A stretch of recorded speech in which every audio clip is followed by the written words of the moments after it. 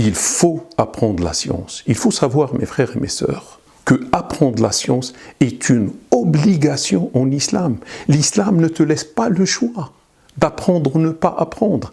Si tu deviens musulman, si tu es musulman, tu dois apprendre la science. Je te donne quelques exemples. Par exemple, pour la aqidah, la croyance musulmane. Comment tu vas adorer un Dieu sans le connaître? La aqidah te parle de Dieu, subhanahu wa ta'ala, comment il est, quels sont ses attributs, etc. On se pose même la question, existe-t-il? On parle de l'existence, les arguments de son existence. Je te dis une chose, dans le cas où tu doutes de Dieu, de l'existence de Dieu, de temps à autre, tu penses, est-ce que Dieu existe ou pas? Je te dis, mon frère ou ma sœur, attention, tu dois apprendre la aqidah. Tu ne peux pas vivre dans le doute. Le doute est contraire à la foi, catégorique. Quand est-ce qu'on est musulman? Quand on ne doute pas en l'existence de Dieu. Quand on croit comme si on le voit.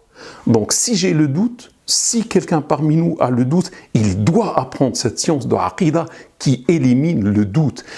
Si par exemple de temps à autre tu penses au prophète sallallahu alayhi wa sallam et tu dis est-ce que vraiment il était un prophète envoyé par Dieu? Si tu te poses ces questions, tu dois apprendre la aqidah.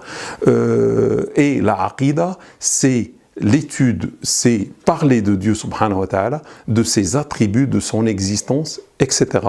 Et parler du destin, la destinée, il y a des gens qui ne comprennent pas la destinée, se posent des problèmes à cause de la destinée, parler de la chaîne des prophètes, parler du Coran, voir le miracle coranique, parce qu'il y a des gens qui lisent le Coran, ils disent pourquoi le Coran est un miracle, je ne vois pas le miracle. Bien sûr, avec la science, tu vas voir le grand miracle du Coran. Il y a le monde invisible, on parle des anges, on parle des génies, il y a des problèmes dont il y a une croyance populaire chez les musulmans et il faut lutter contre cette croyance populaire. Je vous donne un exemple. Est-ce que le génie a le droit ou a la possibilité d'entrer dans un corps ou pas? Il y a beaucoup de gens qui se posent cette question et il y a des gens qui disent oui, qui disent non.